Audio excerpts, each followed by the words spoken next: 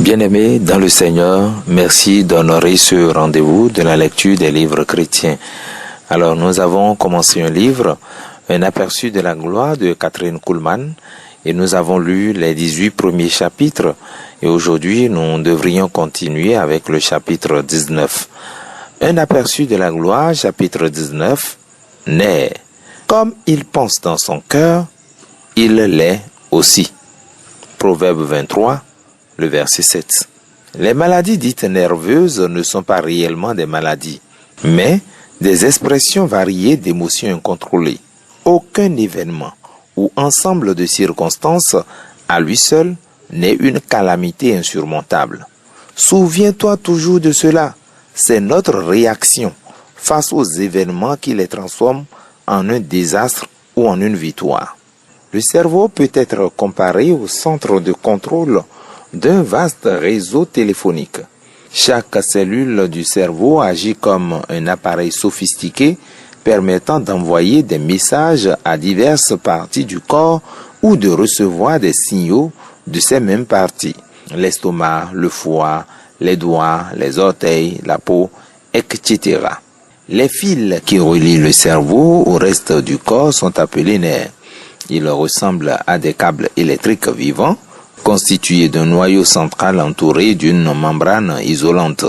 Si l'on suit un nerf depuis son origine dans une cellule, on constate qu'il se termine par une cellule du cerveau. Cependant, il est crucial de comprendre que les nerfs ne sont qu'un moyen de communication. Ils ne gouvernent rien. Lorsque quelqu'un se plaint de ses nerfs, il ne sait souvent pas de quoi il parle. Dans la plupart des cas, le système nerveux en lui-même fonctionne parfaitement bien. Le problème est ailleurs. Il réside dans l'esprit, cet opérateur invisible qui dirige le centre de contrôle et orchestre le corps. Toutes les affections dites nerveuses, qu'il s'agisse de légères tensions ou d'hystérie marquée, trouvent leur origine dans un état d'esprit perturbé. En d'autres termes, ces troubles reflètent une perte partielle de contrôle dans le centre de commandement du corps. Lorsque cette perte devient aiguë, on parle alors d'hystérie.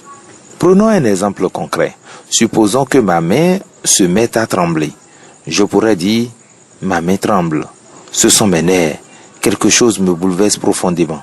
Pourtant, ce tremblement est simplement le signe d'un manque de contrôle des muscles causé par un état d'esprit perturbé. Ainsi, ce que l'on appelle la nervosité est une perte de maîtrise temporaire. Une leçon inattendue. Il y a plusieurs années, alors que j'assistais à une réunion de réveil dans une église baptiste, j'ai vécu une expérience marquante. J'étais jeune et inexpérimenté à l'époque. Mon hôtesse, une dame âgée d'environ 70 ans, m'hébergeait dans sa maison. Elle avait une amie proche, une femme corpulente et déterminée, qui était farouchement opposée à l'élection de M. Roosevelt pour un 3e mandat présidentiel. Cette femme avait mené une campagne acharnée et dépensé une fortune pour tenter de le contrer. Le soir des résultats, épuisée par l'effort et la tension, elle s'était retirée, persuadée que la victoire était sienne. Mais lorsque les résultats furent annoncés, révélant la réélection écrasante de Roosevelt, son mari appela en urgence mademoiselle Anna. « Anna, viens vite. Quand elle apprendra la nouvelle, cela risque de la tuer. » Mademoiselle Anna arriva chez son amie, armée de sel odorant pour l'apaiser. Lorsqu'elle se réveilla et demandait si elle avait gagné, mademoiselle Anna répondit doucement « Je suis désolée, mais Roosevelt a été réélu. » À la surprise générale, la femme se redressa, releva le menton et déclara avec une fierté inébranlable « Nous allons simplement agir comme si cela n'était jamais arrivé. » Et elle tint parole. Jusqu'à la fin de sa vie, elle refusa d'évoquer cette élection, agissant comme si cela n'avait jamais eu lieu. Une leçon pour la vie. Cette anecdote m'a appris une précieuse leçon. Face aux défis, nous pouvons choisir de ne pas être submergés. Cela ne change pas les circonstances, mais cela nous permet de rester maîtres de nous-mêmes. Un esprit sain et paisible est une richesse inestimable, bien plus précieuse que l'or ou les possessions matérielles. Un esprit libre de peur, d'anxiété, de jalousie ou d'égoïsme est une bénédiction incomparable. Souviens-toi de ceci, rien de ce que tu redoutes n'est aussi terrible que la peur elle-même. Tant que tu protèges ton esprit de l'inquiétude et de la mesquinerie, tu peux surmonter n'importe quelle épreuve. La clé réside dans la foi. Fixe ton attention sur le Christ. Confie-toi en lui. Souviens-toi que tu lui appartiens. Merveilleux Jésus, donne-moi un esprit paisible, libre de peur et d'anxiété. Fais de moi un maître de mes émotions et un serviteur de ta volonté. Amen. Et c'est la fin du chapitre 19 et nous abordons le chapitre 20, succès et enthousiasme. Chapitre 20 du livre Un aperçu de la gloire de Kathryn Kuhlman, succès et enthousiasme. Je vous en supplie donc, frères, par la miséricorde de Dieu, de présenter vos corps comme un sacrifice vivant, saint, acceptable à Dieu, ce qui est votre service raisonnable. Romains 12, le verset 1. Je puis tout par celui qui me fortifie. Philippiens 4, le verset 13. Personne n'aime être chrétien plus que moi. C'est vrai, j'aime ça. J'aime mon salut. J'aime être né de nouveau. J'aime cette vie chrétienne. Je ne l'échangerai contre rien au monde. C'est la vérité. Si je pensais qu'il y avait quelque chose de mieux, je m'y investirais. Si je connaissais quelque chose de mieux, je vous en parlerais. Mais il n'y en a rien de mieux, croyez-moi. Pourtant, parfois, je rencontre des enfants de Dieu qui manquent tellement d'enthousiasme.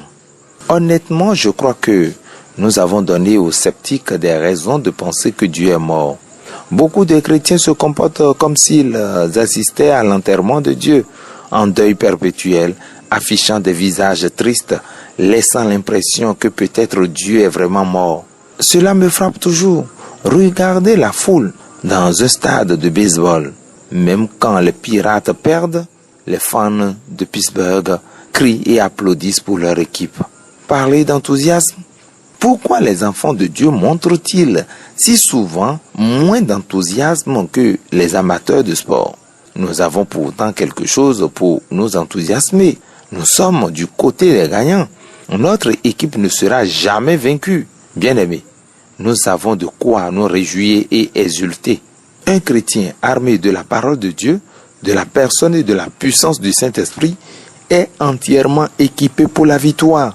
Il peut accomplir bien plus que ce qu'un non-croyant peut faire avec tous les outils, les machines et les organisations combinées. Pouvez-vous comprendre pourquoi je suis si enthousiaste à propos de cette merveilleuse vie chrétienne? Un cadre réputé qui a gravi les échelons du succès affirme catégoriquement: l'homme qui atteint le sommet est celui qui ne se contente pas de faire exactement ce qu'on attend de lui. Il fait plus. C'est l'une des lois fondamentales du succès et vous ne pouvez pas la contourner. L'homme qui va ce 2e kilomètre, celui qui donne plus que ce qu'on attend de lui, est celui qui réussit. L'enthousiasme et le succès vont de pair. Lorsque vous avez un travail à faire, faites-le avec enthousiasme et faites-le bien. Je suppose que je suis perfectionniste quand il s'agit de faire des choses pour Dieu. Je ne peux pas m'en empêcher. Je veux que tout soit fait aussi parfaitement que possible. Je veux que chaque lettre qui sort de mon bureau soit impeccable. Quand vous recevez une lettre de moi, je vous promets qu'elle représente le meilleur de ce que je peux offrir. Parce qu'elle ne représente pas seulement Kathryn Kuhlman, elle représente celui que je sais, Jésus-Christ, le Fils du Dieu vivant. Vous savez, si certains des gens qui font un travail négligé pour le Seigneur faisaient la même chose pour leur employeur, ils ne seront plus employés. Il y a de nombreuses années, j'avais un travail d'impression à faire. Je l'ai confié à une imprimerie de Pittsburgh. Quand j'ai vu le matériel final, j'étais consterné. Les imperfections étaient presque impardonnables. J'ai appelé l'imprimeur et je lui ai demandé de venir récupérer son travail. Je ne pouvais pas l'accepter. Tu sais ce qu'il a dit? Il a dit, eh bien, mademoiselle Kuhlman, j'ai pensé que, comme votre organisation est religieuse, les gens ne remarqueraient pas quelques erreurs. J'ai répondu, monsieur, vous n'auriez pas osé faire un travail négligé pour monsieur Harris des Aes Capades. Vous savez qu'il aurait exigé la perfection et vous lui auriez donné un travail impeccable. Je représente quelque chose de bien plus grand que les Aes Capades. Vous ne le considérez peut-être pas ainsi, mais ce matériel représente la plus grande entreprise du monde. Une société dirigée par 3 personnes, le Père, le Fils et le Saint-Esprit. Et je veux la perfection pour eux. C'est ce que je crois. Je pense que Dieu mérite notre meilleur. Toi et moi n'avons pas le droit de lui offrir moins que ce que nous donnerions à notre employeur. C'est juste, quand Dieu vous confie un travail, faites-le avec enthousiasme et faites-le bien. Jésus n'a pas donné une partie de lui-même sur la croix. Il a tout donné. Il n'a rien retenu.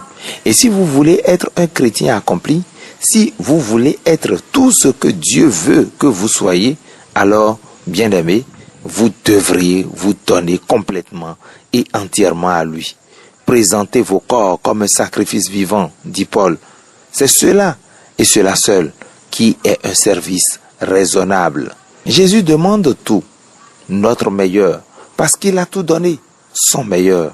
Vous voyez, il y a des lois qui régissent le succès. Si vous vivez une vie chrétienne défaitiste, soyez sûr que cela ne fait pas partie du plan de Dieu pour vous. Dieu veut que vous réussissiez. Il vous a tout donné pour que vous viviez chaque jour une vie chrétienne victorieuse. J'aurais échoué si j'avais essayé de vivre toute ma vie chrétienne en une seule journée.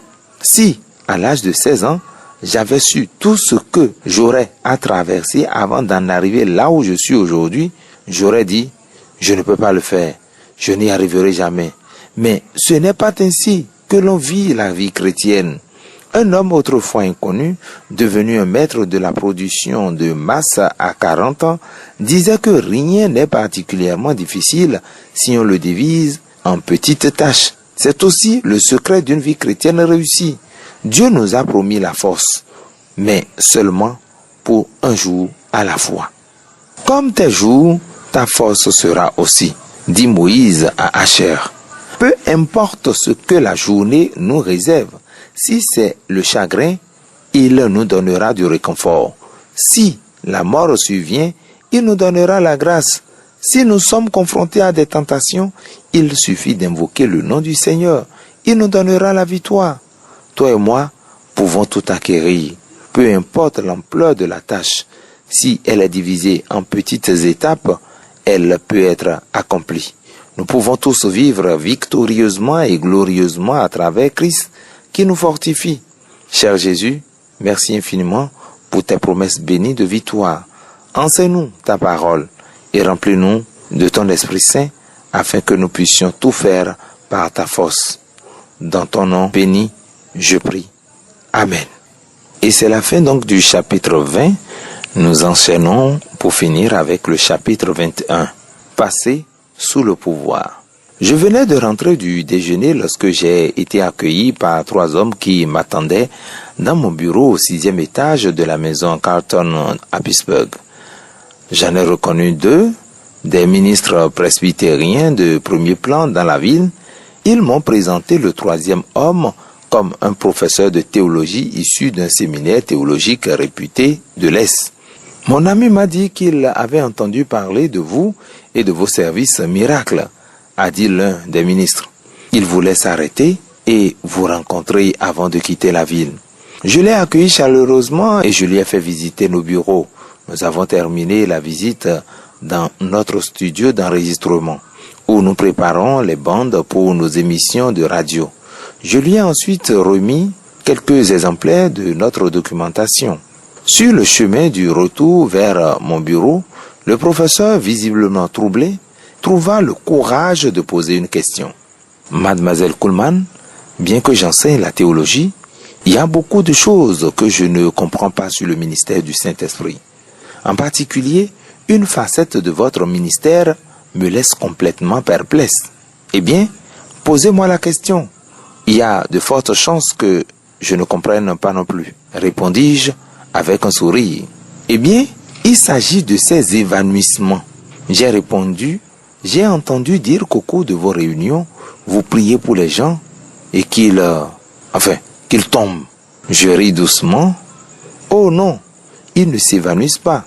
Ils tombent simplement sous la puissance de Dieu.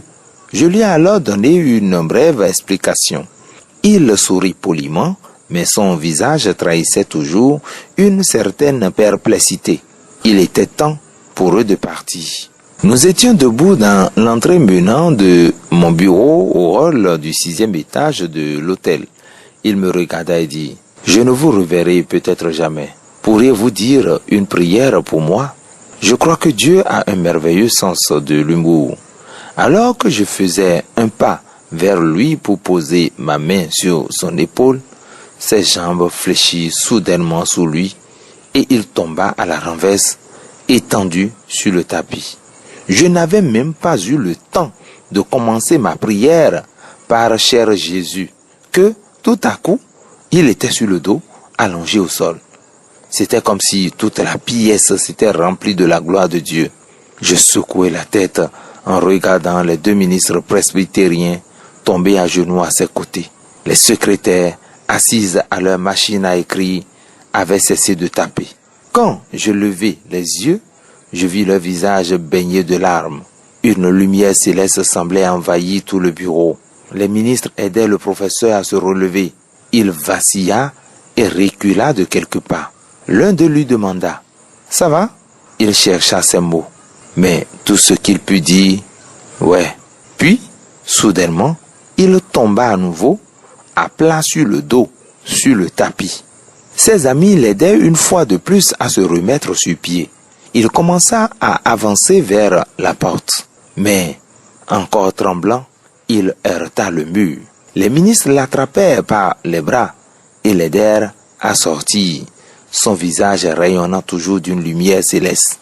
Je suis convaincu que nos corps physiques ne sont pas faits pour supporter une telle puissance. Un jour, quand le mortel revêtira l'immortalité, ce sera différent.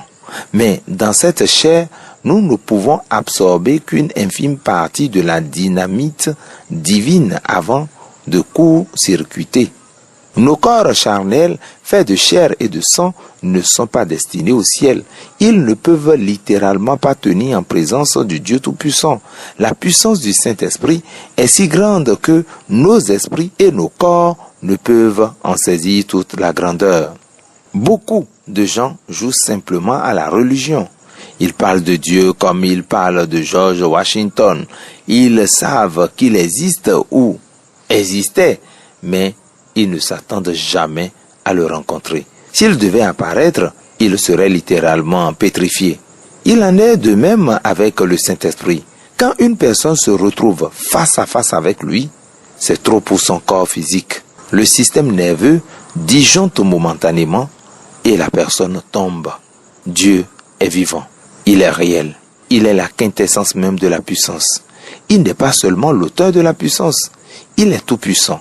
L'homme essaie souvent de réduire Dieu à son image, mais Dieu est infiniment plus grand. Quand nous le rencontrons tel qu'il est, nous ne pouvons simplement pas le supporter. Quand une personne est frappée par la puissance, elle ne s'évanouit pas. Elle conserve généralement ses facultés et peut témoigner de cette expérience comme d'un courant géant d'électricité indolore qui la submerge momentanément.